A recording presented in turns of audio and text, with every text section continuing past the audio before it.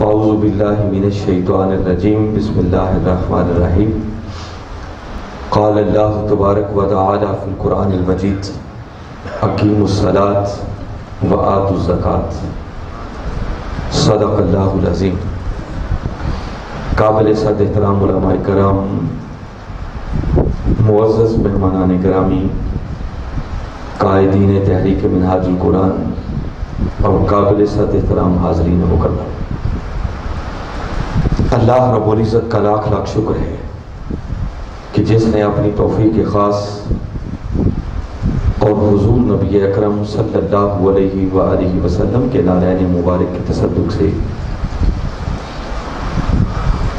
ہمیں ایک مرتبہ پھر گڑھ موڑ کی سرزمین پر رمضان المبارک کی ان پرنور ساعتوں میں 5 روزہ دروس عرفان القرآن کے انعقاد کی توفیق بخشی، اور جس محبت اور ذوق و شوق کے ساتھ ان نشستوں کا اہتمام کیا گیا، میں اس پر تحریک منہاج القرآن تحصیل احمد پرسیال کی تنظیم کے جملہ عہدیداران کو، تمام فورمز کے تمام قائدین اور کارکنان کو، اس مسجد کی انتظامیہ کے جملہ احباب کو، اہالیان گڑھ موڑ کو، اور ہر اس شخص کو جس نے کسی بھی حوالے سے آج کی اس نشست کے انتظام و انصرام میں حصہ لیا، میں سب کو دل کی گہرائیوں سے مبارکباد بھی پیش کرتا ہوں اور دعا گو ہوں کہ اللہ رب العزت آپ کی اس کاوش کو اپنی بارگاہ میں شرف قبولیت عطا فرمائے۔ اور آج کی اس نشست میں بالخصوص ہمارے شور کوٹ سے تشریف لائے ہوئے محترم کیسر اقبال صاحب، اور مجھے مغالطہ لگ رہا تھا کہ شاید کوئی چہرہ ان سے ملتا جلتا ہے، مگر اب مجھے پک ہو گیا ہے کہ نہیں وہی ہے ماشاءاللہ۔ وہ بھی تشریف لائے، ہمارے درس قرآن کی رونق بنے، ہم ان کو ویلکم کہتے ہیں اور ان کا شکریہ ادا کرتے ہیں۔ ماشاءاللہ ماشاءاللہ، ہم سب کو ویلکم کہتے ہیں۔ حاضرین مکرم، دروس عرفان القرآن کی ان 5 روزہ نشستوں کے سلسلے کی آج یہ دوسری نشست ہے، اور آج کی ہماری گفتگو کا عنوان وہ ہے زکوٰۃ کی فضیلت و اہمیت۔ ویسے تو جیسے ہی انسان اس عنوان کو پڑھتا ہے اور سنتا ہے تو تھوڑی سی اس کو سمجھ لگ جاتی ہے کہ علامہ صاحب سوائے اس کے کہ زکوٰۃ دیا کریں اور کیا کہیں گے۔ موضوع بھی تھوڑا خشک سا ہے، اور آپ نے کم اس موضوع پر بڑی کمپریہنسو گفتگو سنی ہوگی۔ علماء بیان کرتے ہیں مگر خطابات کے اندر تھوڑا سا ٹچ دے دیا، پورے سبجیکٹ کو لے کر اس موضوع پر کم گفتگو ہوتی ہے، اور شاید یہی وجہ ہے کہ زکوٰۃ دین کا ایک ایسا بنیادی رکن ہے کہ ہم زکوٰۃ دیتے بھی نہیں ہیں اور ہمارا ضمیر اس پر ہمیں ملامت بھی نہیں کرتا۔ حالانکہ آپ کبھی دیکھیں رمضان المبارک کا مہینہ ہے، اگر انسان روزہ نہ رکھے اور تھوڑی سی بھی ایمان کی رتی موجود ہونا تو ضمیر اسے جھنجھوڑتا ہے کہ کیسا مسلمان ہے کہ تجھے روزہ رکھنے کی بھی توفیق نہیں۔ مگر زکوٰۃ دین کا ایک ایسا بنیادی رکن ہے کہ میں عرض کر رہا ہوں کہ ہم زکوٰۃ دیتے بھی نہیں ہیں اور ہمارا ضمیر اس پر ہمیں جھنجھوڑتا بھی نہیں ہے، اتنا کمپرومائز ہو گیا ہے اس پر۔ اس لیے ہم نے ضروری سمجھا کہ ان نشستوں کے اندر جہاں دیگر 5 روزہ موضوعات پر گفتگو ہوگی، وہاں ساتھ ہی ساتھ دین کے اس بنیادی رکن کے حوالے سے جو غفلت پائی jاتی ہے، اس غفلت کو دور کرنے کے لیے اس موضوع پر بھی ضرور گفتگو ہوگی۔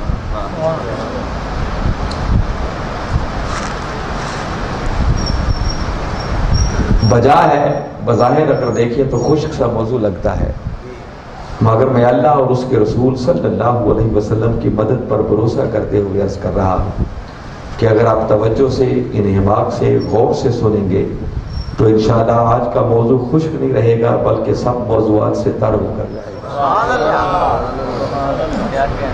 شرط یہ ہے کہ آپ توجہ میری بات کی طرف رکھیں۔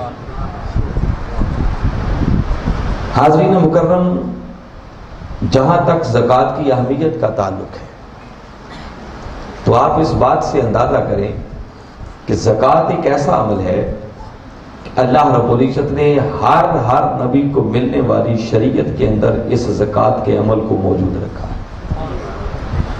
گو اس کے مسائل و جزیات میں بڑا فرق تھا، وہ ایک جیسا نہیں تھا۔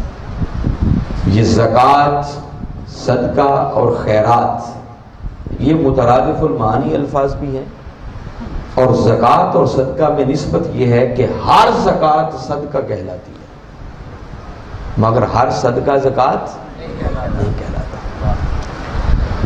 مگر زکوٰۃ کا تصور انبیاء کو ملنے والی شریعتوں میں موجود رہا ہے۔ آپ کبھی اس قرآن پاک کا مطالعہ کریں تو باری تعالیٰ نے حضرت ابراہیم علیہ السلام، حضرت اسحاق علیہ السلام، حضرت اسماعیل علیہ السلام، ان تینوں ہستیوں کا ذکر کرتے ہوئے ایک مقام پر ارشاد فرمایا وَجَعَلْنَاهُمْ أَئِمَّةً يَهْدُونَ بِأَمْرِنَا، فرمایا یہ وہ ہستیاں ہیں کہ جن کو ہم نے امامت کے منصب پر فائز کیا، اور یہ ہمارے امر سے، ہمارے حکم سے لوگوں کو ہدایت دیا کرتے تھے۔ وَأَوْحَيْنَا إِلَيْهِمْ فِعْلَ الْخَيْرَاتِ، اور ہم نے ان کی طرف کچھ نیک اعمال وحی کیے تھے، اور وہ اعمال کیا تھے؟ اقام الصلاۃ و ایتاء الزکوٰۃ، کہ نماز قائم کیا کرو اور زکوٰۃ ادا کیا کرو، جس سے پتہ چلا کہ زکوٰۃ کا تصور ان انبیاء کو ملنے والی شریعت کے اندر بھی موجود تھا۔ سورہ مریم میں باری تعالیٰ نے اسپیسیفکلی حضرت اسماعیل علیہ السلام کا ذکر کرتے ہوئے ارشاد فرمایا کَانَ یَأْمُرُ أَهْلَهُ بِالصَّلَاةِ وَالزَّکَاةِ وَکَانَ عِندَ رَبِّهِ مَرْضِیًّا، فرمایا کہ اسماعیل علیہ السلام وہ ہیں جو اپنے اہل خانہ کو، اپنے گھر والوں کو نماز قائم کرنے کا بھی حکم دیتے تھے اور زکوٰۃ ادا کرنے کا بھی حکم دیتے تھے۔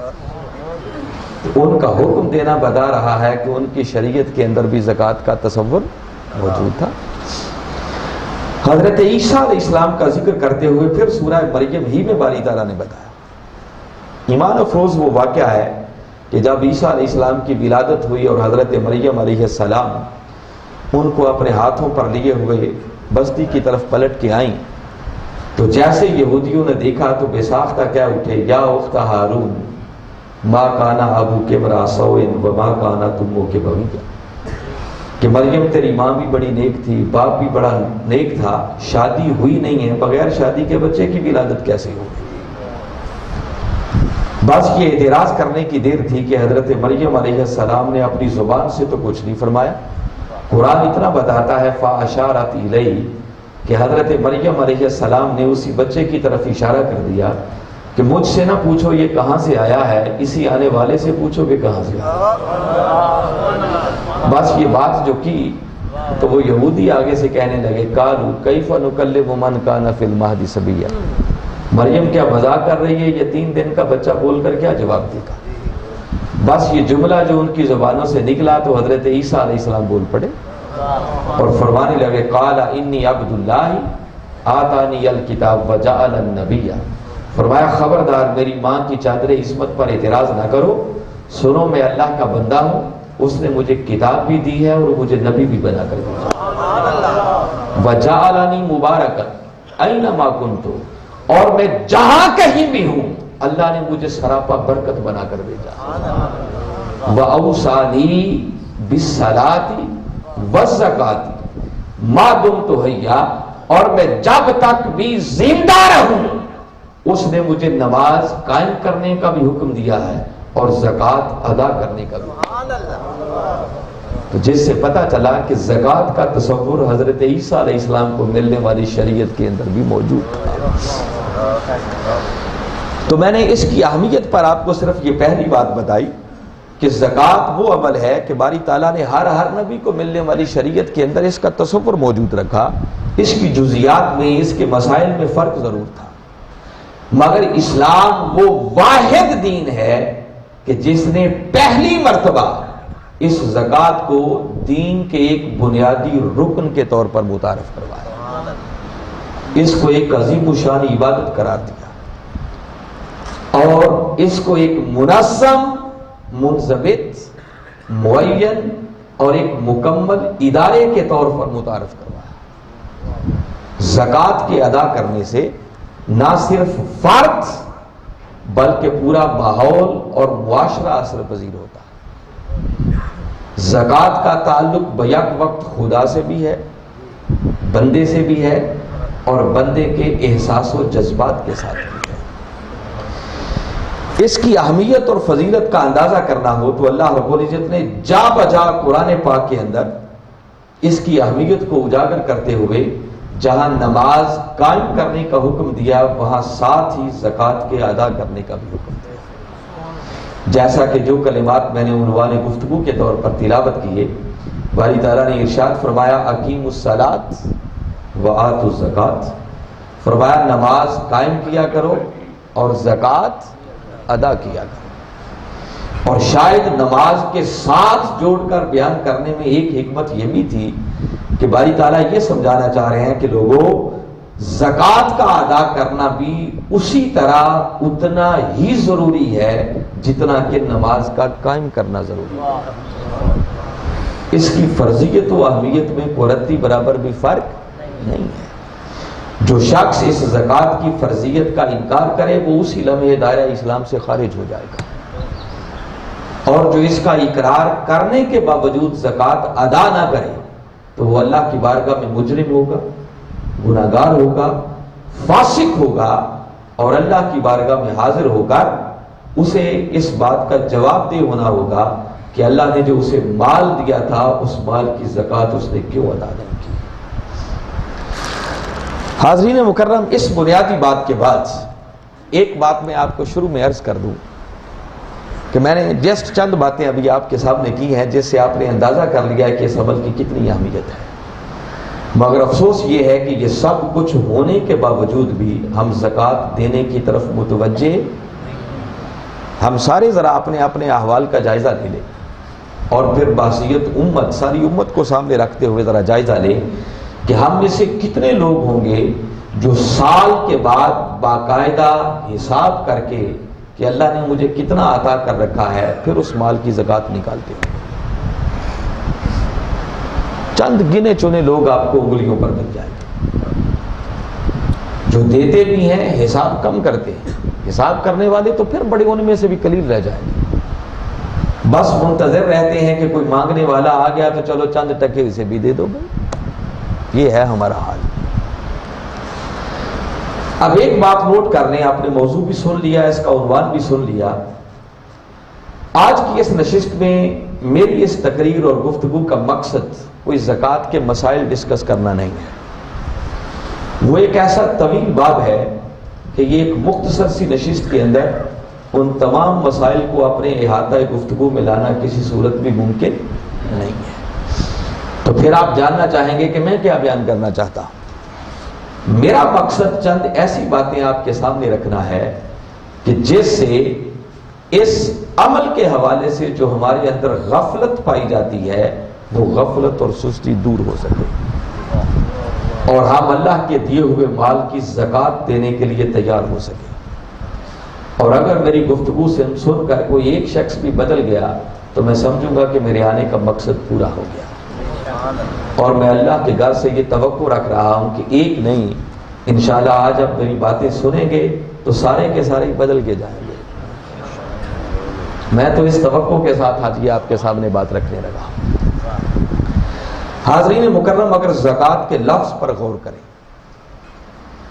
تو زکوٰۃ کے لفظ کے اندر بڑھنے کا معنی پایا جاتا ہے، پھلنے پھولنے کا معنی پایا جاتا ہے، اس کے اندر طہارت اور پاکیزگی کا معنی بھی پایا جاتا ہے، اور اسی زکوٰۃ کے لفظ کے اندر خود برکت کا معنی بھی پایا جاتا ہے۔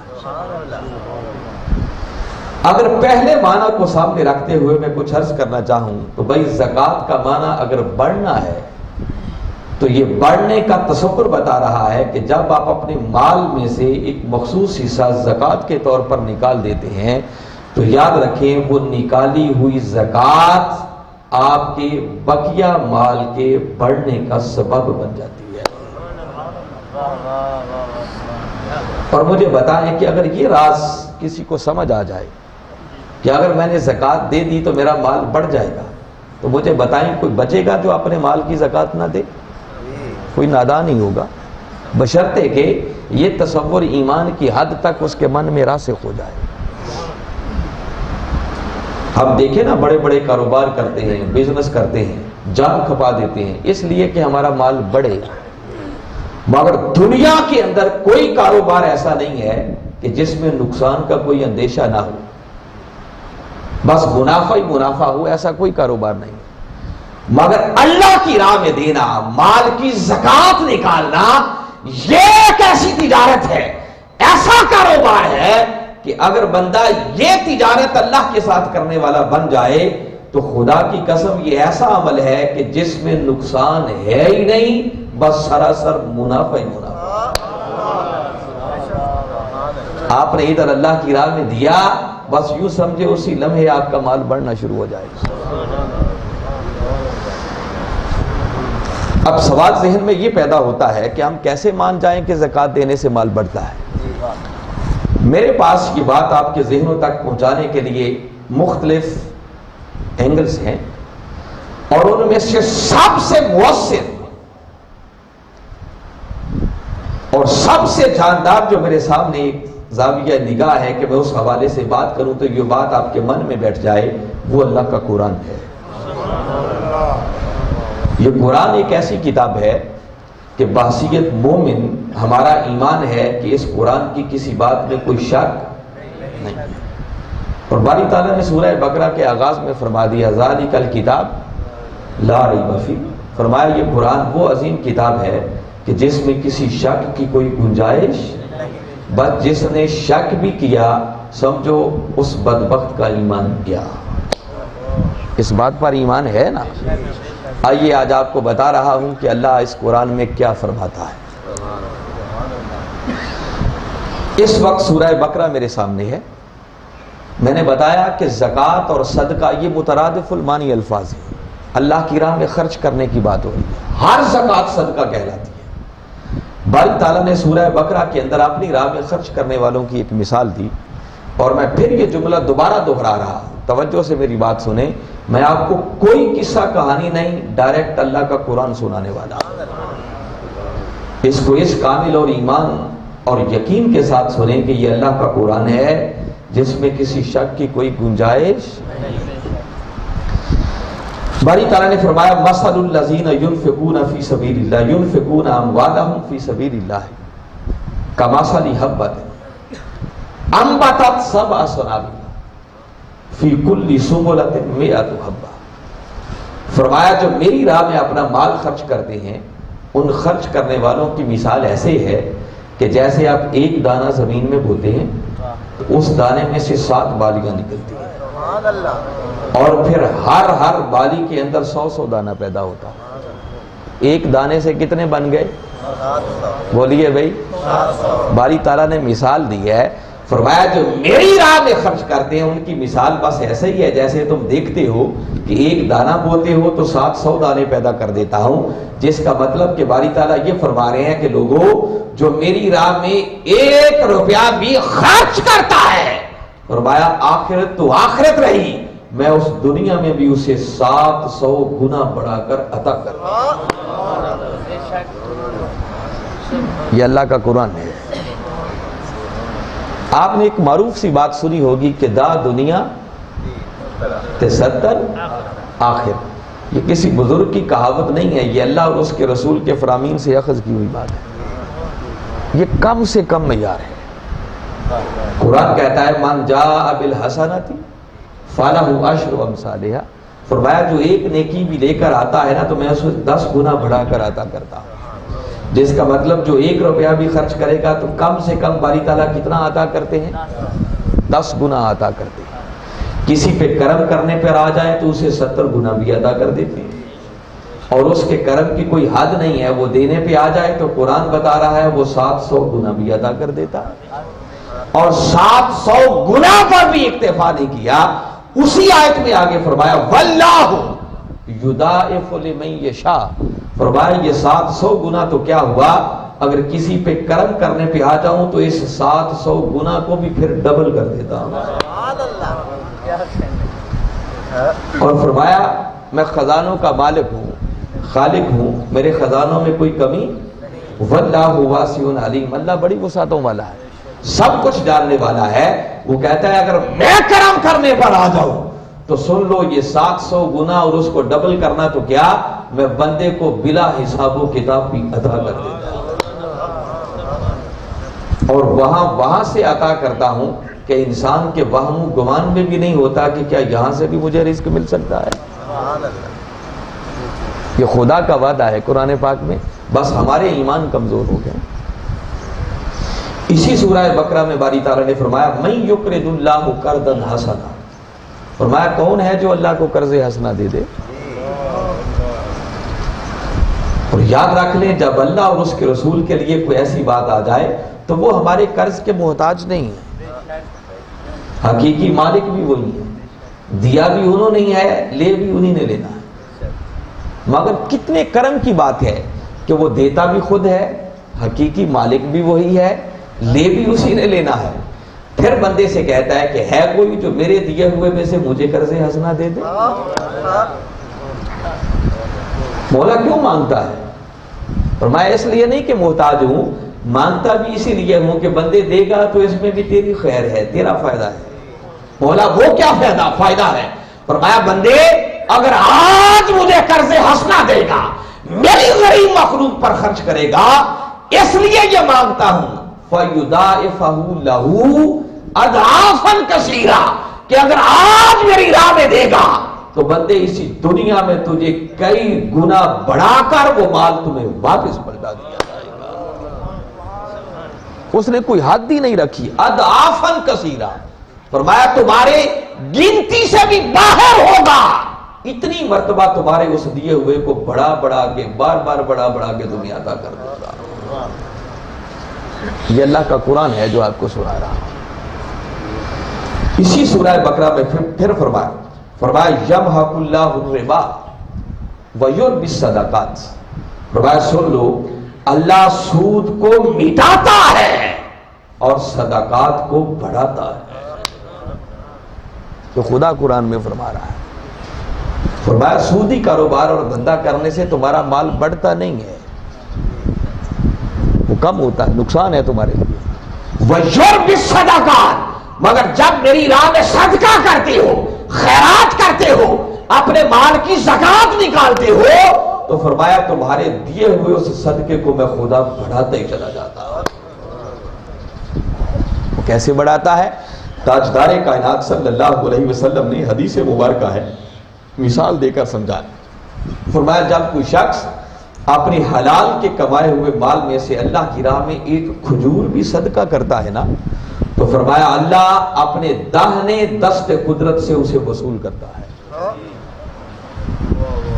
تمہاری دی ہوئی ایک کھجور کو بھی وہ وصول کرتا ہے، اور پھر لے کر میرے آقا فرما رہے ہیں کہ پھر اللہ تمہارے اس دیے ہوئے صدقے کو پالتا ہے، اس کی پرورش کرتا ہے۔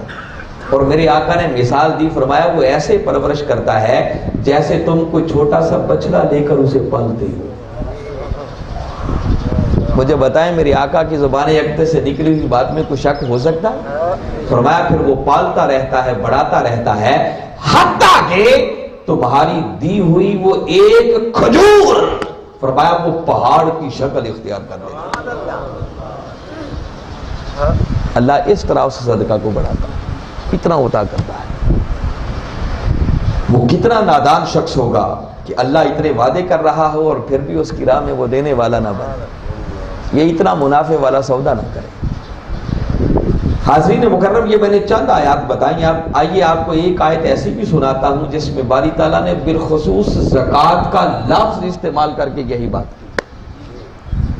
سورہ روم قرآن پاک کا 30واں سورہ ہے، اس کی آیت نمبر 39 کو کبھی پڑھیں، میں صرف ریلیونٹ حصہ آپ کو بتا رہا ہوں۔ باری تعالیٰ نے فرمایا وَمَا آتَيْتُم مِّن زَكَاةٍ تُرِيدُونَ وَجْهَ اللَّهِ فَأُولَئِكَ هُمُ الْمُضْعِفُونَ، فرمایا وہ لوگ جو فقط مولا کی رضا کی خاطر اسی کے مکھے کے طلبگار بن کر اس کی راہ میں اپنے مالوں کی زکات دیتے ہیں، تو فرمایا یہی وہ زکات دینے والے ہیں جو حقیقت میں اپنے مالوں کو بڑھانے والے ہیں۔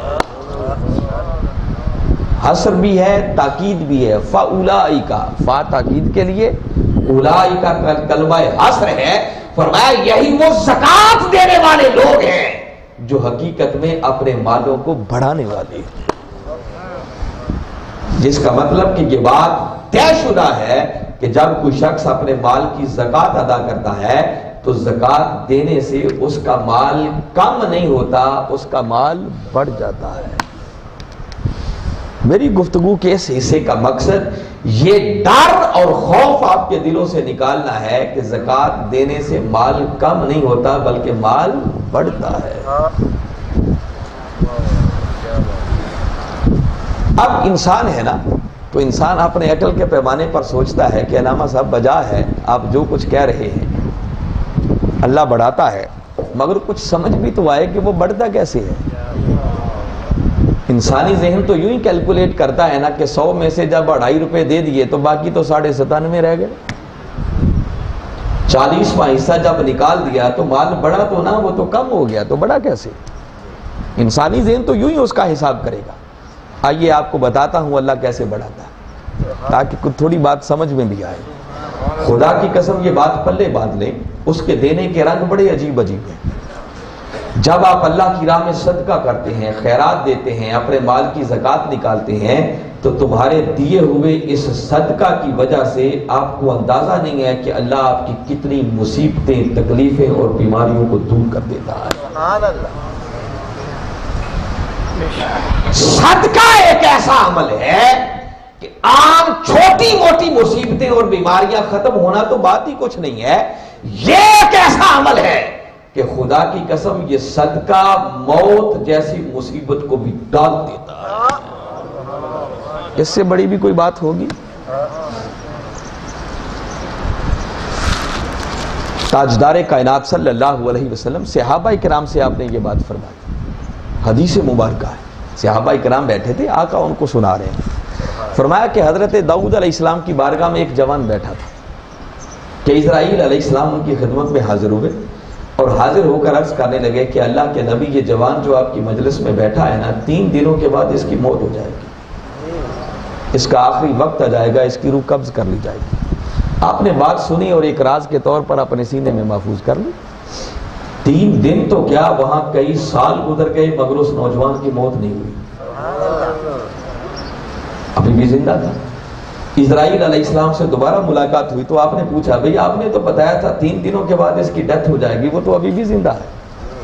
عرض کرنے لگے کہ اللہ کے نبی میں نے جو بات کی تھی وہ حق تھی، تقدیر میں یہی لکھا تھا کہ 3 دنوں کے بعد اس کا آخری وقت آ جائے گا، روح قبض کر لینے کا مجھے حکم تھا، مگر ہوا یوں کہ جب یہ آپ کی مجلس سے اٹھا تو اس کے پاس 20 درہم تھے، اس نے وہ 20 درہم اللہ کی راہ میں صدقہ کیے، بس وہ صدقہ کرنے کی دیر تھی کہ اللہ نے اس نوجوان کی عمر میں 20 سالوں کا اضافہ فرما دیا۔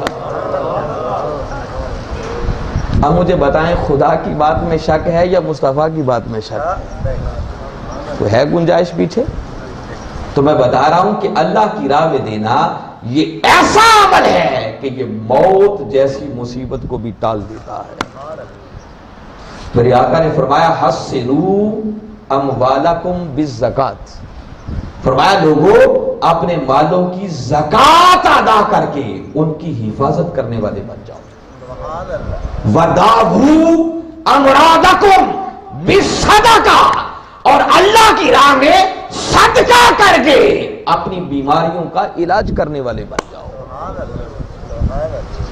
واستقبلوا امواج البلاء بالدعاء والتضرع، اور فرمایا بڑی بڑی مصیبتوں کے طوفانوں کا مقابلہ دعا اور اللہ کی حضور گریہ ازاری اور خشوع و خضوع سے کرنے والے بن جاؤ۔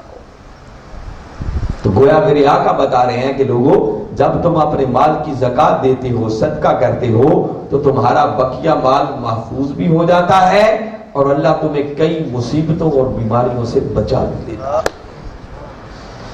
گھر میں اگر ایک موذی بیماری آ جائے نا تو پورے کا پورا گھر لٹ جاتا ہے، اور یہ صبح و شام آپ کئی گھرانوں میں دیکھتے ہو۔ خدا نہ کرے کوئی بڑا ایکسیڈنٹ ہو جائے، حادثہ ہو جائے، پیچھے کچھ بچتا ہے؟ تو مجھے بتائیں اگر آپ نے اللہ کی راہ میں زکوٰۃ دے دی، صدقہ کر دیا، تو اللہ آپ کو اگر بڑی بڑی موذی بیماریوں سے بچا لے، بڑے بڑے حادثات سے بچا لے، تو آپ کا مال کم ہوا یا آپ کا مال بڑھ گیا؟ میں تو یہ راز آپ کے من میں اتارنا چاہ رہا ہوں۔ یہ سودا ہم نے کبھی کر کے دیکھا نہیں ہے۔ وہ کیسے کیسے دیتا ہے، اس کے دینے کے رنگ بڑے نیارے ہیں۔ میں پھر حدیث مبارکہ سنا رہا ہوں، صحیح مسلم شریف کی حدیث مبارکہ۔ صحابہ کرام بیٹھے ہیں، میرے آقا ان کو بیان کر رہے ہیں۔ فرمایا ایک شخص جا رہا تھا کہ اس نے اچانک بادلوں سے ایک آواز سنی کہ ان کو حکم دیا جا رہا تھا کہ جاؤ اور فلاں شخص کی زمین پر جا کر برس جاؤ۔ وہ کہتا مجھے بڑا تعجب ہوا کہ وہ کون خوش نصیب ہے جس کے لیے باری تعالیٰ یہ حکم ارشاد فرما رہے ہیں۔ کہتے میرے دل میں تجسس پیدا ہوا کہ ذرا دیکھو تو صحیح وہ کون خوش نصیب ہے۔ کہتے میں بھی آگے بادلوں کے ساتھ ساتھ چل پڑا، بس تھوڑے ہی دور گیا کہ ایک چٹیل سی جگہ تھی، وہاں وہ بادلوں کا ٹکڑا برسا، اس پانی نے ایک نالے کا رخ اختیار کیا۔ وہ کہتے میں بھی اس پانی کے پیچھے چل پڑا اور تھوڑا ہی آگے گیا تھا کہ دیکھا کہ ایک شخص اس پانی سے اپنے کھیتوں کو اور باغ کو سیراب کر رہا تھا۔ کہتے میں نے جا کر اس سے پوچھا کہ تیرا نام کیا ہے؟ کہتے جب اس نے نام بتایا تو وہ نام وہی تھا جو میں نے بادلوں سے آواز سنی تھی۔ کہتے میں نے اسے مبارکباد دی کہ آج میں نے اپنے کانوں سے سنا ہے کہ بادلوں کو حکم دیا جا رہا تھا کہ جاؤ فلاں خوش نصیب کی زمین کو سیراب کر دو۔ تو میں جاننا چاہتا ہوں تیرا کون سا ایسا عمل ہے جس کی وجہ سے اللہ تجھ پر اتنا کرم کر رہا ہے؟ وہ کہنے لگا اچھا تم نے پوچھ ہی لیا تو تمہیں بتاتا ہوں، اور تو کوئی عمل میرے پلے میں نہیں ہے، بس یہ جو اللہ نے زمین کا ایک خطہ اور یہ باغ مجھے دیا ہوا ہے اس میں محنت کرتا ہوں، اور اللہ اس میں سے مجھے جو کچھ عطا کرتا ہے فرمایا اس کے 3 حصے کرتا ہوں، اور پہلا حصہ اللہ کی غریب مخلوق پہ خرچ کر دیتا ہوں، دوسرا حصہ اپنے گھر والوں پہ خرچ کرتا ہوں، اور تیسرا حصہ پلٹ کر پھر اسی پر انویسٹ کر دیتا ہوں۔ بس یہ عمل ہے جس کے صدقے اللہ مجھ پر اتنا کرم کر رہا ہے۔ یہ آقا کی حدیث مبارکہ صحیح مسلم شریف کا خلاصہ میں نے بتایا ہے۔ میں بتا رہا ہوں کہ بندے کو اندازہ نہیں ہے پھر وہ کیسے کیسے اللہ نوازتا ہے، وہ سوچ بھی نہیں سکتا کہ وہ کہاں کہاں سے بندے کو رزق عطا کرتا ہے۔ تو مجھے بتائیں جب وہ یوں عطا کرے گا تو مال بڑھے گا یا مال کم ہوگا؟ اور آپ کو ایک ذاتی مشاہدہ بتا رہا ہوں اور آپ کو بھی دعوت مشاہدہ دے رہا ہوں۔ آج ہی آپ گاڑ موڑ کی مارکیٹ میں بازار میں چلے جائیں، اور آپ نے زندگی میں کئی بار ایسا دیکھا ہوگا، ممکن ہے کئی بزنس مین یہاں بیٹھے بھی ہوں میری بات کو محسوس کریں گے، ایک ہی بازار ہوتا ہے، ایک ہی مارکیٹ ہوتی ہے، ایک ہی چیز کی دکانیں ہوتی ہیں، مال بھی ایک ہی رکھا ہوتا ہے، ساتھ ساتھ جڑی ہوئی دکانیں ہیں، دونوں آ کے صبح سویرے دکان کھولتے ہیں، ایک صبح سے لے کر شام تک بیٹھ کے چلا جاتا ہے، کوئی گاہک آتا ہی نہیں، اور دوسرے پر اللہ کا اتنا کرم ہوتا ہے کہ وہاں تانتا لگا ہوتا ہے اور اس کے پاس اتنی فرصت ہی نہیں ہوتی کہ سب کی ضروریات کو کیسے پورا کروں، 10 بندے رکھے ہوتے ہیں پھر بھی پورا نہیں آ رہا ہوتا۔ ایسا ہوتا ہے یا نہیں ہوتا؟ یہ اس کا کرم ہے، وہ لوگوں کے دلوں میں ڈالتا ہے کہ اب تم نے جانا کہاں ہے۔ میں یہ بات بتا رہا ہوں کہ لوگوں، اللہ کی راہ میں دینے سے مال کم نہیں ہوتا بلکہ خدا کی قسم وہ مال بڑھتے چلا جاتا ہے۔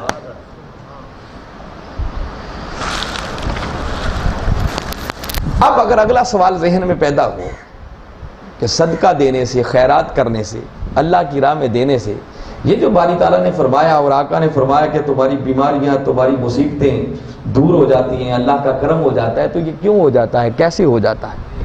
اس پر بھی ایک ایمان افروز بات آج آپ کو بتا رہا ہوں۔ سورہ توبہ، کبھی یہ سورہ توبہ کا آپ مطالعہ کریں، اللہ رب العزت نے ایک ایمان افروز بات بتائی ہے سورہ مبارکہ کے اندر، اس کو پلے باندھ لیں، ایک قرآنی نسخہ آج آپ کو بتا رہا ہوں، یہ راز بھی سمجھ آئے گا اور آپ کو سمجھ آئے گا کہ اللہ کی راہ میں دینا یہ کتنا بڑا عمل ہے۔ پہلی بات جو سر دست اس وقت اس آیت کی روشنی میں بتا رہا ہوں وہ یہ کہ باری تعالیٰ نے اپنے محبوب مکرم صلی اللہ علیہ وسلم سے براہ راست خطاب فرمایا، اپنے محبوب کو حکم دیا، اور حکم یہ دیا، فرمایا کہ اے میرے محبوب مکرم صلی اللہ علیہ وسلم خذ من اموالہم صدقۃ، اے میرے محبوب مکرم آپ ان کے مالوں سے صدقات وصول کریں۔ اپنے محبوب کو حکم دیا کیا کریں؟ آپ ان سے صدقات وصول کریں۔ آپ سوچیں کہ 14 صدیاں قبل جب ہمارے آقا صلی اللہ علیہ وسلم ظاہری طور پر بھی جلوہ افروز تھے، تو کیا میرے آقا کے لیے ممکن تھا کہ وہ براہ راست ایک ایک شخص کے پاس جاتے اور خود اس سے زکوٰۃ اور صدقہ وصول کرتے؟ کیا ایسا پاسبل تھا؟ ناممکن تھا۔ مگر اللہ کا حکم یہ تھا کہ پیارے آپ وصول کریں۔ کئی خوش نصیب ایسے ہوتے جو براہ راست آ کر آقا کی خدمت میں پیش کرتے، اور دور دراز کے علاقوں کے لیے میرے آقا باقاعدہ اپنے نمائندے بھیجتے جن کو عاملین زکوٰۃ کہتے ہیں۔ ان کو زکوٰۃ کلیکٹ کرنے والا، صدقات اور خیرات جمع کرنے والا میرے آقا ان کو اپنا نمائندہ بنا کر بھیجتے۔ طویل مضامین ہیں، ان کو ہدایات دیتے، سب کچھ کرتے۔ تو براہ راست ہر کسی سے تو میرے آقا وصول نہیں کرتے تھے، مگر حکم کیا تھا کہ پیارے آپ وصول کریں۔ اور قرآن کا کوئی حکم کسی جگہ پر رکتا نہیں ہے، یاد رکھیں وہ قیامت تک کے لیے پھر جنرلائز ہو جاتا ہے۔ یہ کلمات بتا رہے ہیں جو باری تعالیٰ نے فرمایا خذ من اموالہم صدقۃ، پیارے آپ ان کے مالوں سے صدقات وصول کریں، جس کا ایک معنی یہ ہے کہ باری تعالیٰ یہ راز سمجھانا چاہ رہے ہیں کہ بندے جب تو میری راہ میں صدقہ کرتا ہے، خیرات کرتا ہے، زکوٰۃ دیتا ہے، تو فرمایا براہ راست بظاہر وہ کسی غریب کے ہاتھوں میں جا رہی ہوتی ہے۔ جب آپ زکوٰۃ دیتے ہیں، صدقہ دیتے ہیں، تو بظاہر وہ کسی غریب کے ہاتھوں میں جاتی ہے، مگر فرمایا سن لے وہ خالی غریب کے ہاتھوں میں نہیں جاتی، بلکہ حقیقت میں دست مصطفیٰ اسے خود وصول کرتے ہیں۔ ڈائریکٹ آقا اسے وصول کرتے ہیں۔ اللہ کا حکم ہے، اور یہ چھوٹی بات ہے، میں اس سے بھی بڑی بات بتا رہا ہوں۔ اسی سے اگلی متصل اگلی آیت کو پڑھیں۔ باری تعالیٰ نے ایک عجیب انداز میں بات کی، فرمایا علم یا علم، کیا یہ لوگ جانتے نہیں ہیں ان اللہ ہوا یقبل التوبہ عن عبادہ، کہ وہ اللہ ہی ہے جو اپنے بندوں کی توبہ قبول کرتا ہے۔ پہلے یہ بات کی، اور ساتھ فرمایا وَيَأْخُذُ الصَّدَقَاتِ، کیا یہ بھولے لوگ جانتے نہیں ہیں کہ وہ اللہ ہی ہے جو ان کے صدقات وصول کرتا ہے۔ یہ متصل دونوں آیات ہیں۔ باری تعالیٰ یہ راز سمجھا رہے ہیں کہ بندے جب تو صدقہ دیتا ہے، زکوٰۃ دیتا ہے، خیرات کرتا ہے، بظاہر تیرا وہ مال کسی غریب کے ہاتھوں میں جاتا ہے، مگر حقیقت میں اسے اللہ اور اس کا رسول خود وصول کرتے ہیں۔ اور اگر یہ راز کسی کو سمجھ آ جائے کہ میرا دیا ہوا یہ سب کچھ اللہ اور اس کا رسول وصول کر رہے ہیں، تو مجھے بتائیں کبھی کو صدقے میں کم تر شے دے گا؟ اس لیے حکم ہے کہ جب صدقہ کرو تو صدقے میں ہمیشہ اچھی چیز دیا کرو، ناقص شے نہ دیا کرو۔ کیوں؟ کیونکہ اسے اللہ اور اس کے رسول خود وصول کر رہے ہوتے ہیں۔ اب من کے کانوں سے سنے، میں اگلی ایمان افروز بات بتا رہا ہوں، درمیان میں انشاءاللہ اس حصے پہ میں بات کروں گا۔ یہی آیت کریمہ جو میں ابھی پڑھ رہا تھا سورہ توبہ کی، باری تعالیٰ نے اپنے محبوب سے فرمایا خذ من اموالہم صدقۃ، پیارے آپ ان کے مالوں سے صدقات وصول کریں۔ یہ حکم دے کر آگے فرمایا تطہرہم وتزکیہم بہا، پیارے صدقات بھی وصول کریں اور پھر آپ ان کے جسموں کو طہارت بھی عطا کریں اور ان کے مال اور ایمان کو برکت بھی عطا کریں۔ اور اگلے کلمات من کی تختیوں پر لکھنے والے ہیں جو سنانا چاہ رہا ہوں۔ آگے باری تعالیٰ نے پھر اپنے محبوب کو ایک حکم دیا، آگے فرمایا وَصَلِّ عَلَيْهِمْ، اور اے میرے محبوب مکرم صلی اللہ علیہ وسلم پھر ان صدقہ دینے والوں پر آپ دم کر دیں۔ ہم دم درود کے بڑے چکر میں ہوتے ہیں نا، خدا اپنے محبوب سے کہہ رہا ہے پیارے آپ ان پر دم کر دیں، ان کے لیے دعا کر دیں۔ کیوں؟ اِنَّ صَلَاتَكَ سَكَنٌ لَهُمْ، کہ پیارے جب تیرے ہاتھ ان کی خاطر اٹھ جائیں گے نا تو تیری اس دعا کے صدقے ان کی بے چین روحوں کو سکون مل جائے گا۔ حکم ہے، امر ہے، صلی علیہم، پیارے آپ ان پر دم کر دیں، ان کے لیے دعا کر دیں، جس کا معنی یہ ہے گاڑ موڑ والوں کہ جب کوئی شخص اللہ کی راہ میں صدقہ کرتا ہے، خیرات کرتا ہے، ادھر اس کا دیا ہوا غریب کے ہاتھوں میں پہنچتا ہے، ادھر گنبد خضرا میں میرے قبری والے آقا اس صدقہ دینے والے کے لیے ہاتھ اٹھا دیتے ہیں۔ اور ایمان سے کہیے جس خوش نصیب کے لیے میرے آقا کے ہاتھ اٹھ گئے اس کی مصیبتیں ٹلیں گی نہیں تو کیا ہوگا، اس کی بیماریاں رفع نہیں ہوں گی تو کیا ہوگا، اس پر اللہ کا کرم اور فضل نہیں ہوگا تو پھر کیا ہوگا۔ میں تو آج آپ کو ساری کڑیاں سمجھا رہا ہوں یہ سارا کرم ہوتا کیسے ہے۔ اس لیے اگر گاڑ موڑ میں رہ کر بھی چاہتے ہو کہ کملی والے آقا کی دعائیں ملیں تو آؤ پہلے آقا کی غریب امت پر خرچ کرنے والے بن جاؤ، اللہ کی غریب مخلوق پر خرچ کرنے والے بن جاؤ۔ خدا کی قسم ادھر آج کسی غریب امتی کی حاجت پوری کرتے ہیں، ادھر مکین گنبد خضرا اس دینے والے کے لیے اللہ کی بارگاہ میں ہاتھ اٹھا دیتے ہیں۔ اور پھر کبھی ٹھنڈے دل سے اس بات کو سوچا کریں کہ میرے آقا کے لبوں سے نکلی ہوئی دعا کیا کوئی عام دعاؤں جیسی دعا ہوگی؟ ہم دائیں بائیں مارے مارے پھرتے رہتے ہیں، کبھی فلاں سے دعا کروا لیں، کبھی فلاں سے کروا لیں، کبھی فلاں سے کروا لیں۔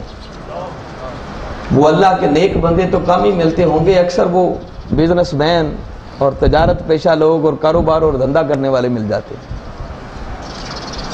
نیک لوگوں سے دعائیں کروانی چاہیے، یہ کملی والے آقا کی سنت ہے۔ مگر میں تو یہ بتا رہا ہوں کہ اگر کبھی دل چاہے نا کہ ڈائریکٹ کملی والے آقا ہی کی دعائیں کیوں نہ لے لیں، وہ آپ کو قرآنی نسخہ بتا رہا ہوں کہ آج بھی میرے آقا اس خوش نصیب کے لیے دعا کی خاطر ہاتھ اٹھا دیتے ہیں جو آقا کی غریب امت پر خرچ کرتا ہے۔ یہ ایسی بات ہے جس میں شک نہیں ہے، میں بتا رہا ہوں۔ اور پھر میں یہ بات آپ کے من میں اتارنا چاہ رہا ہوں کہ میرے آقا کی دعا کو کوئی عام دعاؤں جیسی دعا نہ سمجھنا۔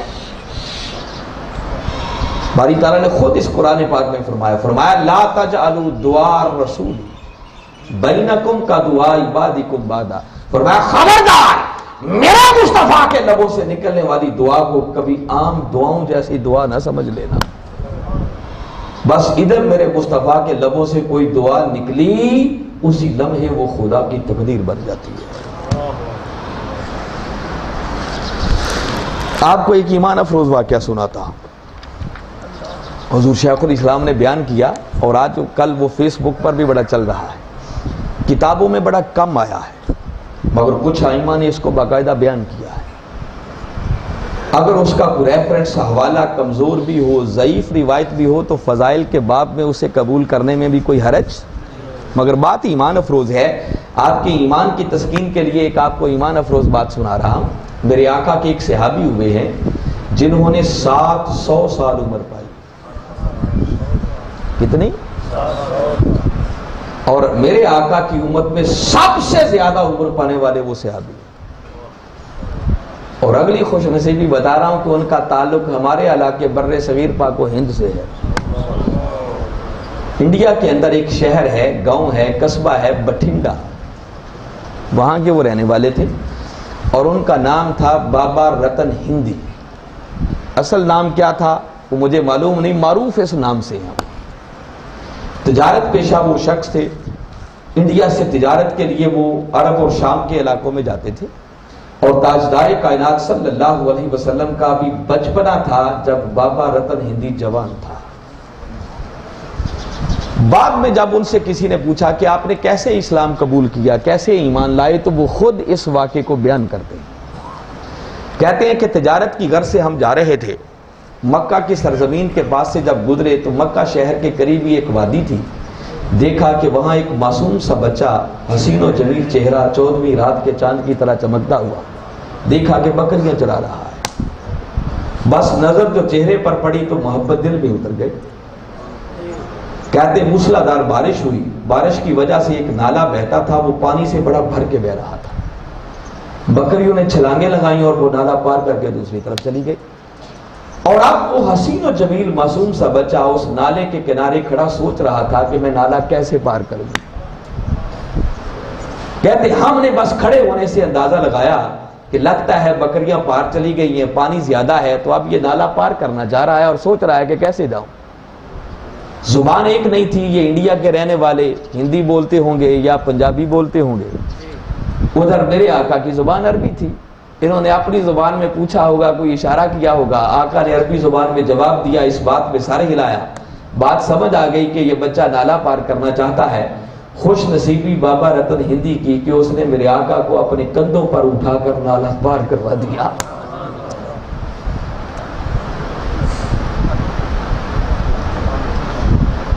قربان جائیں ان کے مقدر پر۔ ہم ترستے ہیں کہ کبھی خواب بھی جھلک ہو جائے۔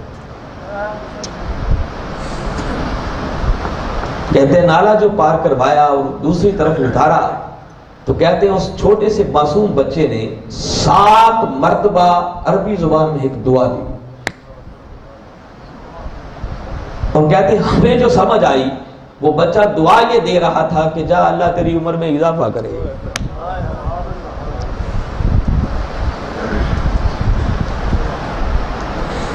کہتے ہیں ہمیں بڑا تعجب ہوا کہ معصوم سا بچہ ہے اور کتنی بلیغ دعا دے رہا ہے۔ کہتے دل میں ایک بڑی تسکین سی محسوس ہوئی، اور آگے خبر نہیں تھی کہ مستقبل میں کیا ہونے والا ہے۔ ہم اپنے سفر پہ روانہ ہو گئے۔ کہتے وقت گزرتا رہا، ایک رات آئی کہ جب ہم اپنے شہر بٹھنڈا میں بیٹھے تھے، رات کا وقت تھا اور 14ویں کا چاند تھا، کہ یک لخت ہم نے دیکھا کہ 14ویں کا چاند 2 حصوں میں تقسیم ہو گیا، اور پھر تھوڑی دیر کے بعد وہ جڑ گیا۔ کہتے دائیں بائیں سے آنے والوں سے ہم ہر کسی سے پوچھتے رہے کہ بھئی ایسا ایک واقعہ ہوا ہے، کوئی اس کا سبب، اس کی وجہ، یہ کیوں ایسا ہوا؟ کہتے کہیں سے اس کا جواب نہ ملا۔ آج کے دور کی طرح کہ یہ میڈیا کے ذرائع تو تھے نہیں کہ ابھی کو خبر یہاں ہو تو آنن فانن پوری دنیا میں پہنچ جائے۔ اس دور میں تو ایک واقعہ کسی علاقے میں ہوتا تو جب تک اس علاقے کو کوئی شخص دوسری جگہ جا کر بتاتا نہ تو دوسروں کو کیا خبر ہوتی تھی۔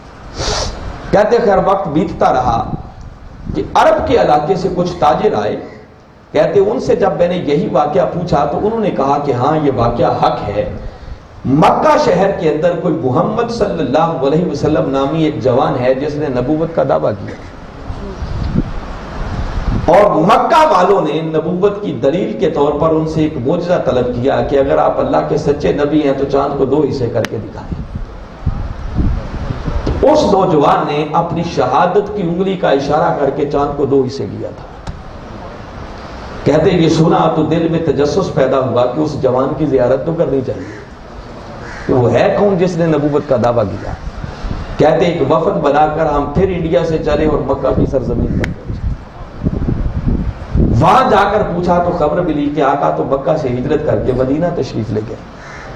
کہتے ہم مدینہ پہنچے، وہاں پوچھا تو کسی نے بتایا دائیں بائیں تلاش کرنے کی ضرورت نہیں، وہ سامنے مسجد نبوی ہے، چلے جاؤ۔ وہ یقیناً وہیں اپنے صحابہ کے جرمٹ پہ جلوہ افروز ہو گئے۔ کہتے جیسے ہی گئے تو جیسے ستاروں میں چاند نمایاں ہوتا ہے، آقا کے مکھڑے پہ نظر پڑی تو سمجھ آ گئی وہ جوان یہی ہوگا۔ آقا نے مرحبا کہہ کر استقبال کیا ہوگا، بٹھایا، آنے کا سبب پوچھا تو کہتے میں نے عرض کی کہ سنا ہے آپ نے نبوت کا دعویٰ کیا ہے، تو کوئی معجزہ ہمیں بھی دکھائیں تاکہ ہم بھی کلمہ پڑھ کے ایمان لے آئیں۔ کہتے بس یہ سننا تھا کہ میرے آقا مسکرائے اور مسکرا کر فرمانے لگے کہ بابا رتن ہندی تیرے لیے وہ معجزہ کم ہے جب تو نے بچپن میں کندھوں پہ اٹھا کر مجھے نالا پار کروایا تھا، اور میں نے تجھے 7 مرتبہ دعا دی تھی، جا ایک ایک دعا کے صدقے باری تعالیٰ تجھے 100 سال کی عمر عطا فرمائے گا۔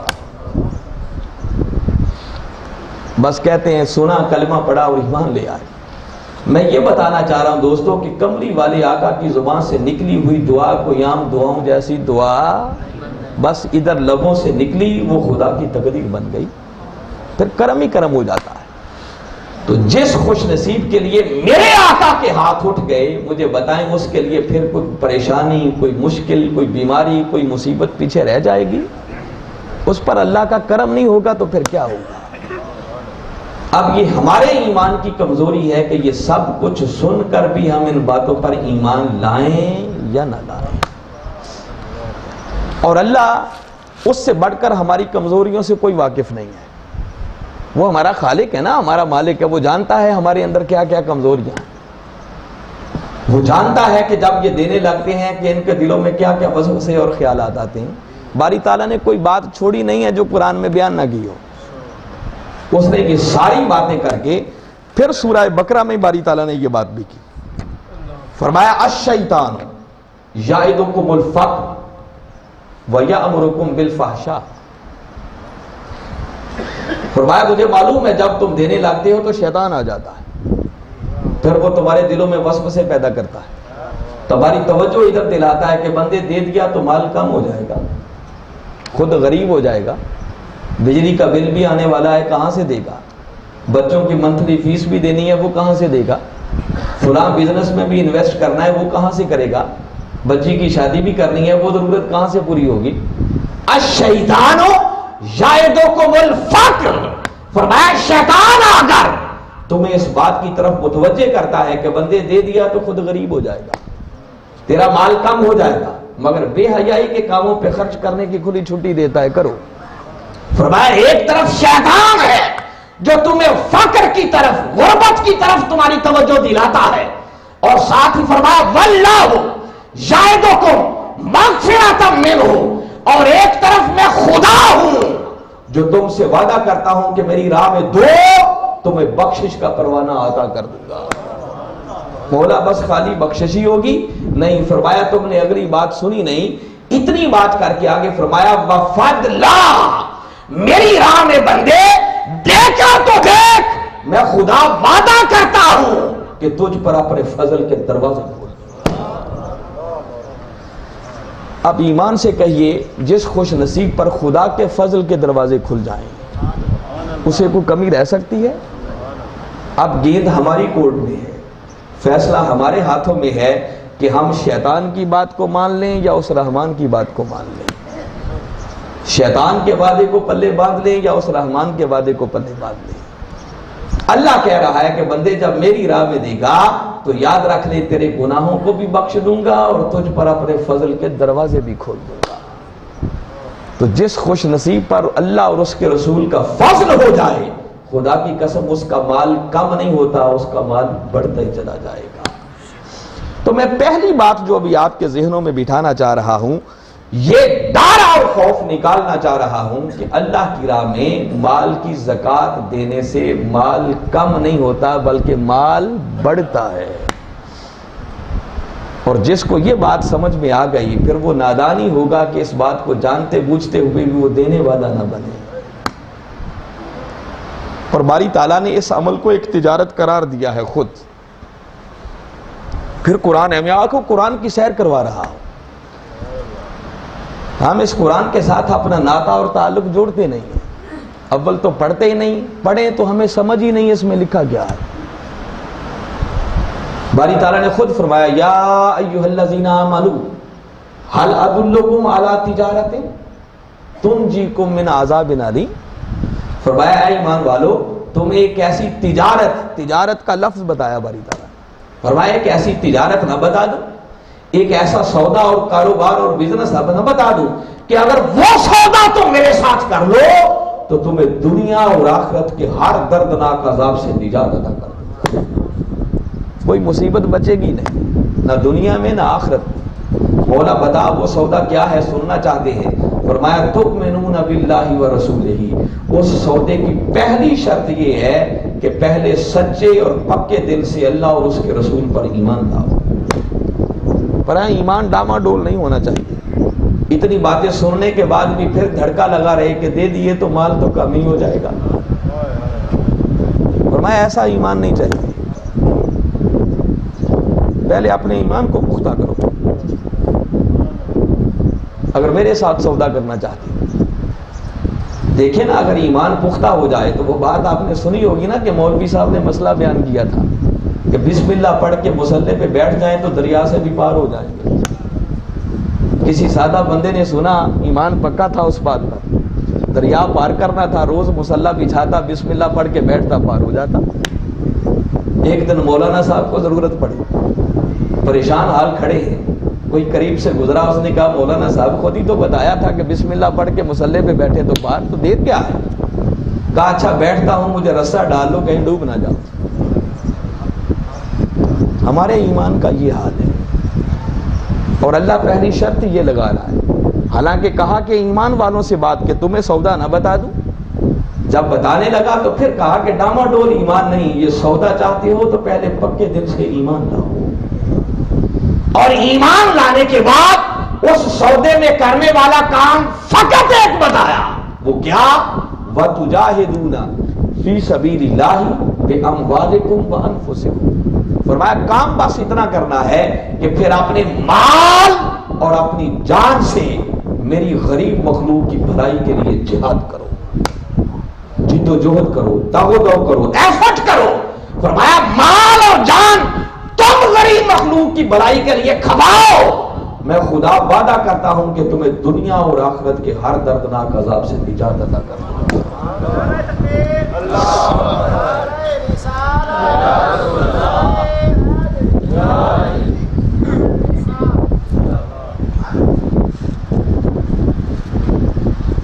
تو مجھے بتائیں، جس کو ہر پریشانی سے نجات مل جائے تو اس کا مال کم ہوگا یا مال بڑھ رہا ہوگا؟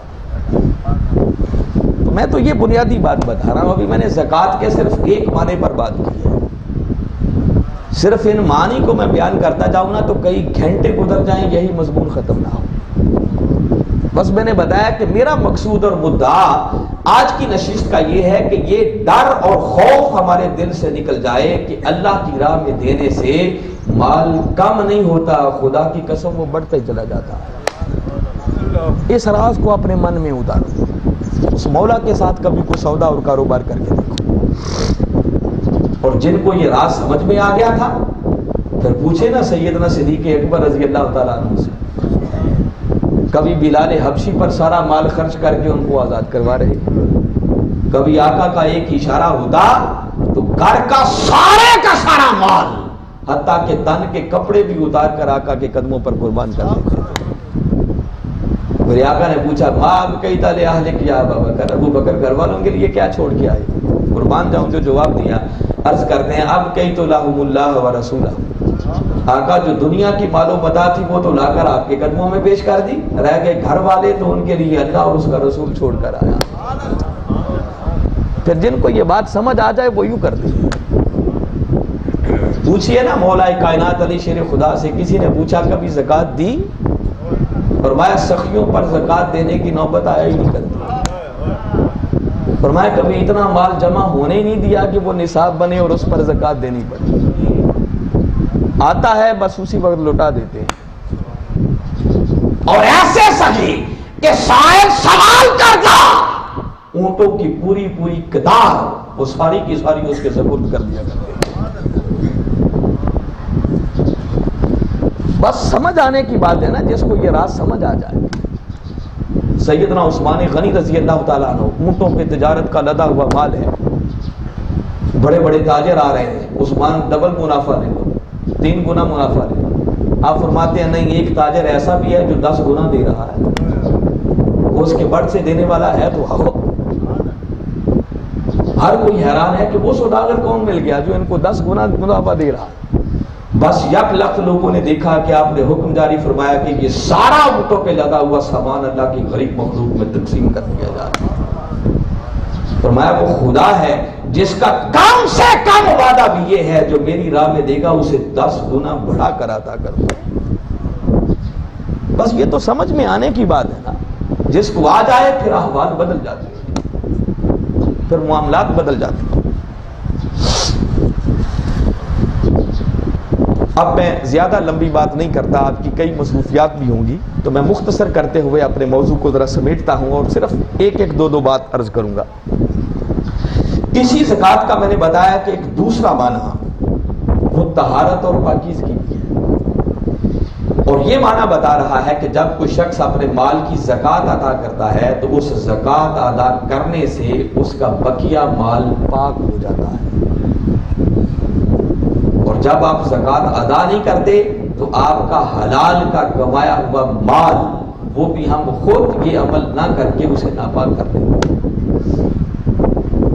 کیوں پاک ہو جاتا ہے بقیہ مال؟ بھی زکوٰۃ دوسروں کا حق تھا، جب آپ نے وہ حق، ان کا حق ان کو دے دیا، پیچھے خالصتاً آپ کا اپنا مال رہ گیا، تو وہ حصہ نکل جانے کی وجہ سے آپ کا بقیہ مال پاک ہو جاتا۔ اور جب آپ زکوٰۃ ادا نہیں کرتے، دوسروں کا حق آپ نے اپنے مال میں ملا لیا، تو اس ملاوٹ کی وجہ سے آپ کی حلال کی کمائی ہوئی ساری دولت وہ بھی ناپاک ہو جاتی ہے۔ اور زکوٰۃ دینے سے خالی مال ہی پاک نہیں ہوتا، بلکہ بندے کا جسم اور اس کے من کا بھی تزکیہ اور تصفیہ ہوتا ہے۔ انسان کے دل کے اندر اللہ نے مال کی محبت رکھی، اور جب آپ زکوٰۃ دیتے ہیں، اللہ کی راہ میں دیتے ہیں، تو جب دیتے ہیں تو دل سے مال کی محبت نکلتی ہے یا نہیں نکلتی؟ محبت نکلے گی تو دیں گے نا۔ تو جب دنیا کی محبت سے دل خالی ہوگا تو تب اللہ اور اس کے رسول کی محبت بھی اس دل میں آئے گی نا۔ جب جگہ ہی نہیں ہوگی تو کچھ آئے گا کہاں سے؟ اور یہ میں نہیں کہہ رہا، وہی آیت پھر آ جائے جو سورہ توبہ میں باری تعالیٰ نے فرمایا تھا، خذ من اموالہم صدقۃ، اے میرے محبوب مکرم آپ ان کے مالوں سے صدقات وصول کریں، اور صدقات وصول کر کے چشم تصور میں لائیں۔ باری تعالیٰ نے پہلا حکم یہ دیا، تطہرہم وتزکیہم بہا، پیارے ان صدقات کو وصول کر کے پھر آپ ان کے جسموں کو طہارت بھی عطا کریں اور ان کے نفوس کو تزکیہ بھی عطا کریں۔ تو طہرہم، ہم سے مراد مال نہیں ہے، ہم سے مراد وہ صدقہ دینے والے افراد ہیں۔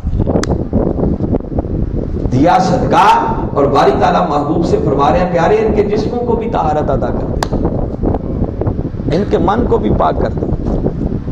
تو آپ نے کبھی سوچا کہ دیا تو آپ نے مال، تو آپ کا من کیسے صاف ہو گیا، اور آقا اس کو کیسے تزکیہ اور طہارت عطا کریں گے؟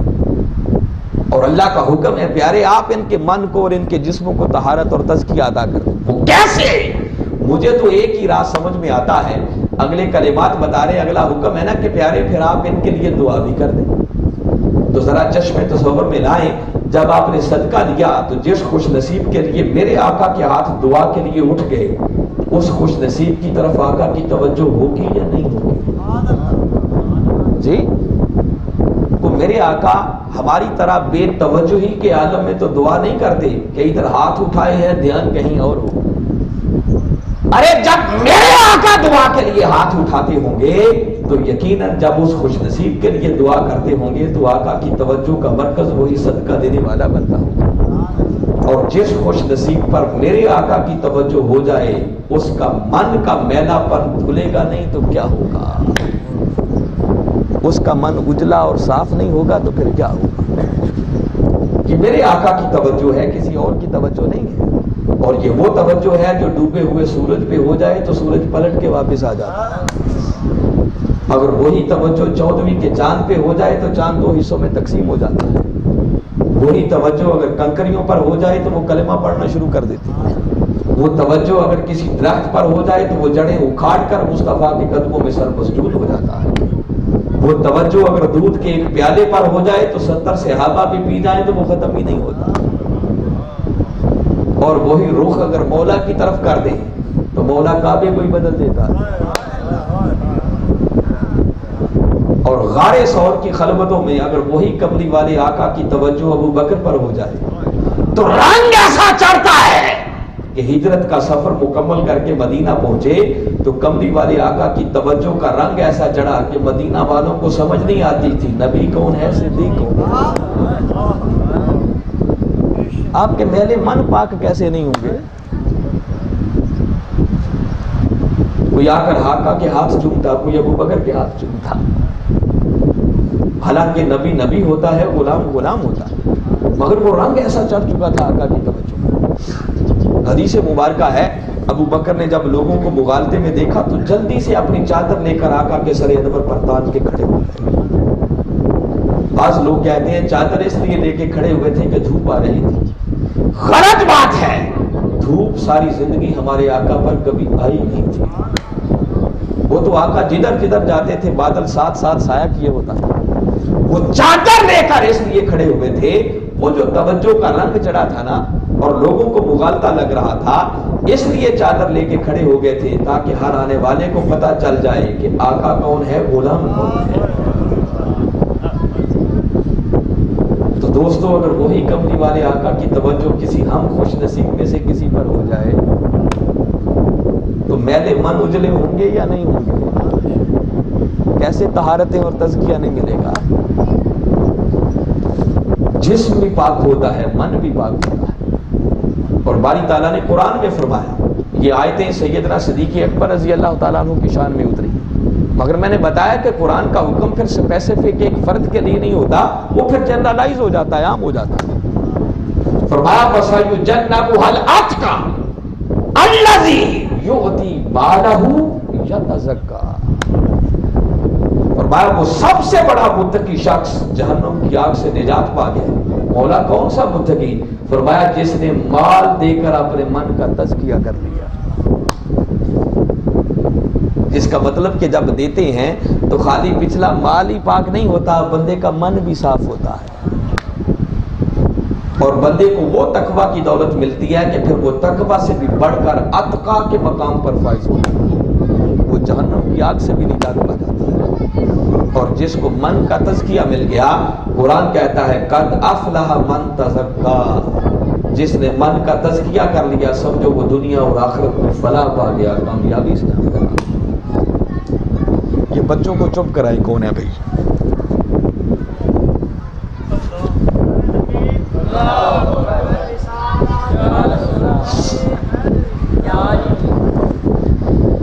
خیر، ٹائم کیا ہو گیا ہے؟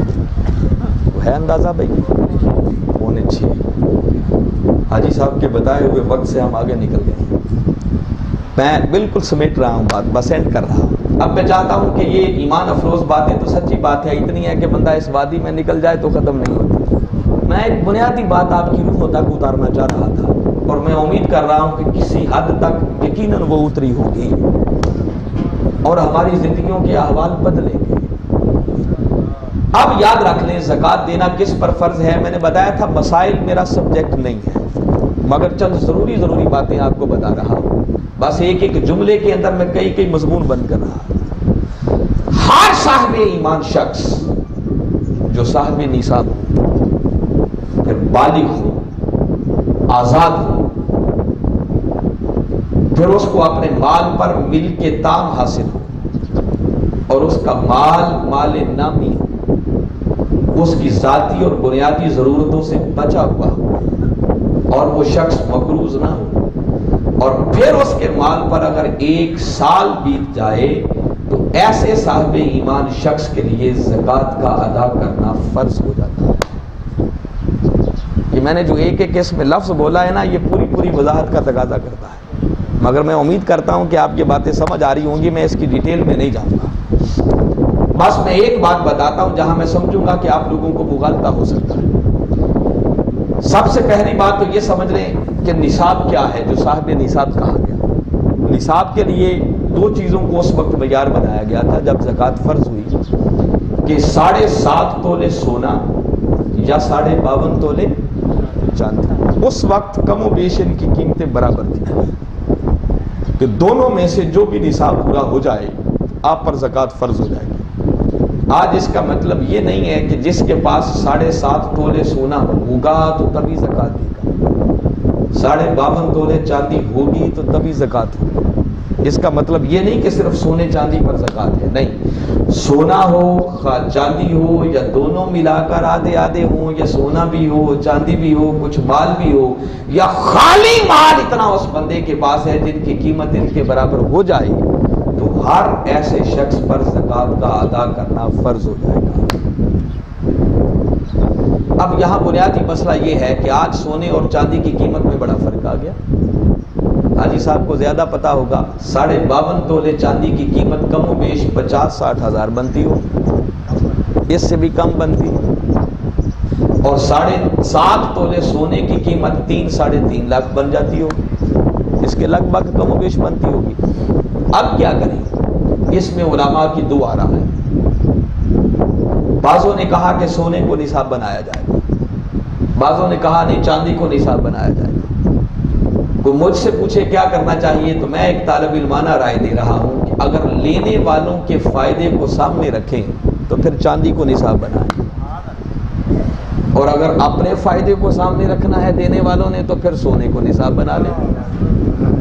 اور جب علماء کی دو آراء آ جائیں تو عوام بریو ذمہ ہے، وہ جس مسئلے پر بھی عمل کر لے گی وہ اللہ اور اس کے رسول کی بارگاہ میں سرخرو ہو جائیں گے، ان کے لیے کوئی پرابلم نہیں ہوگی، مسئلہ حل ہو جائے گا۔ جس کا بنیادی مسئلہ میں بتا رہا ہوں کہ جس نے چاندی کو نصاب بنا دیا تو اس بات کا معنی یہ ہے کہ جس کی ذاتی بنیادی ضروریات پوری ہونے کے بعد اگر اس شخص کے پاس زکوٰۃ دیتے وقت 40-50 ہزار روپیہ موجود تھا تو ہر ایسے شخص کے لیے زکوٰۃ کا ادا کرنا فرض ہو جائے گا۔ اب سوالات آپ کے ذہن میں کئی پیدا ہو رہے ہیں، مجھے معلوم ہے، اگر میں ہر سوال کو انٹرٹین کرنا شروع کروں تو پھر بات بہت لمبی ہو جائے گی، اور اتنا دامن وقت میں گنجائش اور وسعت نہیں ہے، اور نہ آپ اس کے متحمل ہو سکتے ہیں کہ میں ساری تفصیلات میں جاؤں۔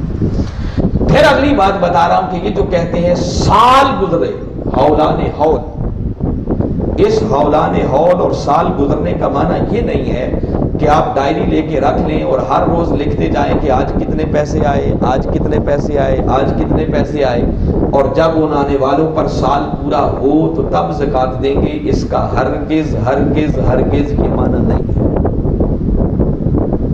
اس کا معنی یہ ہے کہ اگر اللہ نے آپ پر کرم کیا اور آپ آج صاحب نصاب ہو گئے، آپ کے پاس اتنا مال جمع ہو گیا کہ آپ صاحب نصاب بن گئے، تو آج کے دن سے وہ سال کی مدت شروع، جب پلٹ کے سال کا یہی دن دوبارہ آئے گا قمری سال کے اعتبار سے، تو اس دن جو مال آپ کے پاس موجود ہوگا اس دن دیکھا جائے گا، خواہ وہ آپ کے پاس 3 دن پہلے ہی کیوں نہیں آیا، میں 3 دن بھی زیادہ کہہ رہا ہوں، خواہ 1 دن پہلے ہی کیوں نہیں آیا، خواہ وہ 6 ماہ پہلے آیا ہے یا 1 دن پہلے آیا ہے، اس دن جس دن سے صاحب نصاب ہوئے تھے، جب اس دن پر سال گزر گیا تو اب زکوٰۃ دیتے وقت جو مال اور جتنا مال بھی آپ کے پاس ہوگا، خواہ وہ 1 دن پہلے بھی آیا ہے، اس سارے پر زکوٰۃ دینا فرض ہو جاتا ہے۔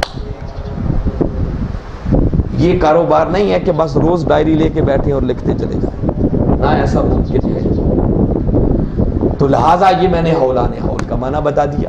پھر موٹی موٹی باتیں آپ کو بتا رہا ہوں کہ یاد رکھیں، اگر کسی کے پاس سونا ہے، چاندی ہے، وہ کسی بھی شکل میں ہے، خواہ وہ خاتون ہر روز اس زیور کو پہنتی ہے، تو اس پر زکوٰۃ کا دینا فرض ہے۔ مگر اس کے علاوہ اگر سونا اور چاندی اس شکل میں کوئی شے نہیں ہے، آپ کے پاس کروڑ روپے کے بھی اگر کوئی گاڑی ہے آپ کے ذاتی استعمال کے لیے ہے تو اس پر کوئی زکوٰۃ نہیں ہے۔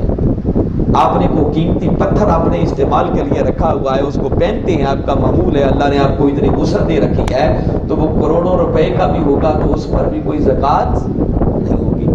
لیکن اگر آپ تجارت کرتے ہیں، کاروبار کرتے ہیں، آپ نے کوئی شو روم گاڑیوں کا بنا رکھا ہے تو اس میں 50 گاڑیاں بھی ہیں نا، تو ان گاڑیوں کی اوریجنل قیمت لگائی جائے گی کہ کتنی مالیت کی گاڑیاں کھڑی ہیں، اس سارے مال تجارت پر زکوٰۃ دینا فرض ہوگا۔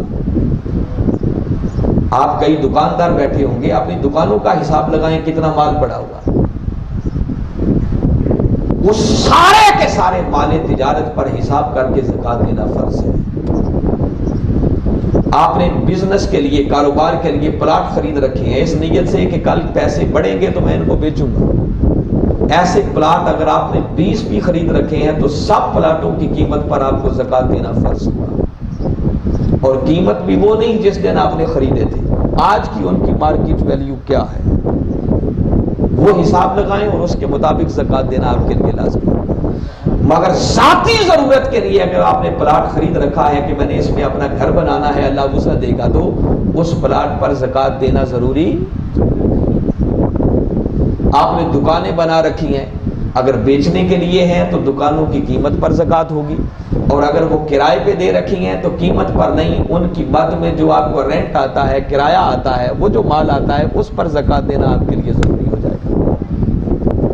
میں نے موٹی موٹی باتیں چند آپ کو بتائی ہیں جو ذہن میں کنفیوژن پیدا کرتی ہیں، باقی تو میں بتا رہا ہوں مسائل اتنے ہیں کہ ان کو تفصیلات کو بیان کرنا اس مختصر وقت میں ممکن، میں امید کرتا ہوں کہ کئی غلط فہمیاں آپ کی چھٹ رہی ہوں گی۔ اب اگلی بات رہ گئی کہ زکوٰۃ کسے دینی ہے، تو اللہ رب العزت نے اس قرآن میں خود زکوٰۃ کے مصارف بھی بیان کر دیے، فرمایا انما الصدقات للفقراء۔ اب میں صرف ہیڈنگز گن رہا ہوں، سب سے پہلے نمبر پر زکوٰۃ کے حقدار فقراء ہیں، یہ بھی پھر وضاحت کی طلب کرتے ہیں مگر میں ان کی ڈیٹیل میں بھی نہیں جاتا۔ والمساکین، پھر مساکین کا ہے، پھر والعاملین علیہا، آپ نے زکوٰۃ کلیکٹ کرنے کے لیے نمائندے مقرر کر رکھے ہیں تو ان کی تنخواہ، ان کا اعزازیہ، ان کی خدمت اگر کرنی ہے تو وہ بھی زکوٰۃ کے مال میں سے ہو سکتی ہے۔ والمؤلفۃ قلوبہم، تالیف قلب کے لیے زکوٰۃ استعمال ہو سکتی ہے۔ یہ پھر ایک ٹیکنیکل لفظ ہے جس کی وضاحت چاہیے مگر ضرورت نہیں، اس سے واسطہ کم پڑتا ہے۔ آگے فرمایا وفی الرقاب، اور لوگوں کو غلامی سے آزاد کروانے کے لیے، گردنیں چھڑانے کے لیے زکوٰۃ استعمال کریں۔ والغارمین، لوگوں کو قرضے کی لعنت سے نجات دلانے کے لیے مقروض کو آپ زکوٰۃ دے سکتے ہیں۔ اور قربان جائیں اللہ نے کتنا لطیف لفظ آگے استعمال کیا، آگے فرمایا وفی سبیل اللہ، اور اللہ کی راہ میں بھی دے سکتے ہو۔ گھڑ موڑ والوں کا بھی سوچو، جب آپ نے کسی فقیر کو دیا، کسی مسکین کو دیا، کسی مقروض کو دیا، کسی غلام کو آزاد کروایا تو کیا وہ فی سبیل اللہ نہیں تھا؟ جی وہ کس کی راہ میں تھا؟ وہ بھی تو اللہ کی راہ میں دیا نا آپ نے، مگر یہ سارے گنوا کے اس نے الگ سے ایک اینٹی کے طور پر پھر بیان کیا وفی سبیل اللہ، پھر اللہ کی راہ میں بھی دے سکتے ہو۔ وہ مولا سمجھانا چاہ رہا ہے خالی انہی میں نہ الجھ کے رہ جانا، ہر وہ خیر کا کام جہاں میری غریب امت کی بھلائی کا کام ہو رہا ہو، فرمایا ہر اس جگہ پر تم زکوٰۃ کے مال کو خرچ کر سکتے ہیں۔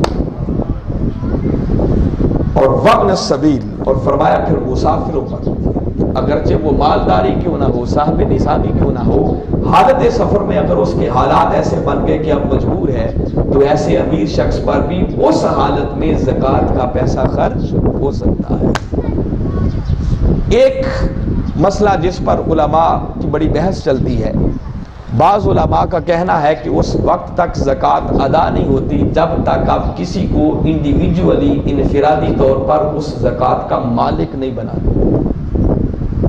وہ کہتے ہیں زکوٰۃ کے لیے مالک بنانا شرط ہے۔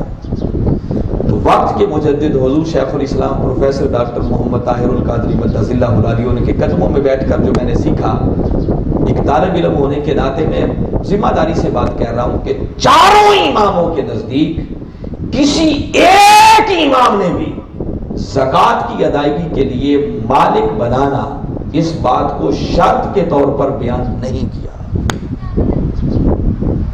یہ بات لوگوں کو ایک مغالطہ لگا کہ یہ جو قرآن پاک کی آیت ہے انما الصدقات للفقراء، یہ جو لام آئی ہے نا، انہوں نے کہا یہ لام ملکیت کے لیے ہے، لام کی کئی قسمیں ہوتی ہیں، تو یہاں سے انہیں مغالطہ لگا کہ چونکہ لام ہے تو شاید اس میں مالک بنانا شرط ہے۔ تو میں صرف سادہ سی بات ایک آپ کو بتا رہا ہوں کہ اگر اس لام کو لام ملکیت بھی مان لیں، جبکہ لام ملکیت ہے نہیں، اگر لام ملکیت بھی مان لیں تو اس لام کا اثر فقط 4 مصارف تک جاتا ہے۔ للفقراء لام کا اثر ہے، والمساکین پچھلی لام یہاں بھی آ رہی ہے، والعاملین علیہا اسی لام کا اثر یہاں بھی ہے، والمؤلفۃ قلوبہم تا کے نیچے زیر بتا رہی ہے کہ لام کا اثر یہاں بھی ہے، یہ اہل علم جانتے ہیں۔ تو 4 تک تو آ گئی لام، آپ نے مالک بنا لیا۔ تو جب اگلے 4 مصارف کا ذکر آیا تو وہاں تو لام ہے ہی نہیں، اب فی شروع ہو گئی، وفی الرقاب، اب مالک کسے بنائیں گے؟ آگے 4 مصارف میں فی ہے، اب لام نہیں ہے، تو وہ کام جو کچھ مصارف میں ہو اور کچھ میں نہ ہو اس کو شرط نہیں بنایا جا سکتا۔ شرط اسے کہتے ہیں کہ جس کے بغیر آپ کا وہ عمل ممکن ہی نہ ہو، اس لیے مالک بنا دیا تب بھی خیر، کسی کو مالک نہ بنایا تب بھی خیر۔ مالک بنانا یہ ہے کہ کوئی غریب آدمی تھا، آپ نے پیسے اس کے ہاتھ میں تھما دیے، بتا دیا بھی یہ زکوٰۃ ہے، یہ آپ خرچ کر سکتے ہیں، نہ بھی بتائیں، اسے ہاتھ میں جب دے دیے تو مالک بن گیا نا۔ اور آپ اگر کسی کو مالک نہ بنائیں، وہ خیر کا کام ہے، غریب مخلوق کی بھلائی کا کام ہے، ویلفیئر تنظیمیں جماعتیں ہوتی ہیں، رفائی کام کرتی رہتی ہیں۔ جیسے آپ دیکھیں نا، ایدی ویلفیئر والوں کا کام ہے، ایمبولینس چلتی ہے تو کسی کو مالک بناتے ہیں، آپ نے تو ویدی صاحب کو پیسے دے دیے، اب وہ ایمبولینس چلا رہے ہیں، لوگوں کی خدمت کر رہے ہیں، تو کسی کو بھی مالک نہیں بنایا۔ تو میں یہ بتا رہا ہوں کہ مالک بنا دیں تب بھی زکوٰۃ ادا ہو جاتی ہے، مالک نہ بنائیں تب بھی زکوٰۃ ادا ہو جاتی ہے۔ آپ کسی ویلفیئر تنظیم کو، اصلاحی جماعت کو جو واقعتاً غریب مخلوق کی بھلائی کے کام کرتی ہو، اگر ان کو بھی دے دیں تو آپ کی زکوٰۃ تب بھی ادا ہو جائے گی۔ زکوٰۃ کے ادا کرنے کے لیے جس کو دے رہے ہوں اسے بتانا ضروری نہیں ہے، بلکہ نہ بتانا زیادہ بہتر ہے۔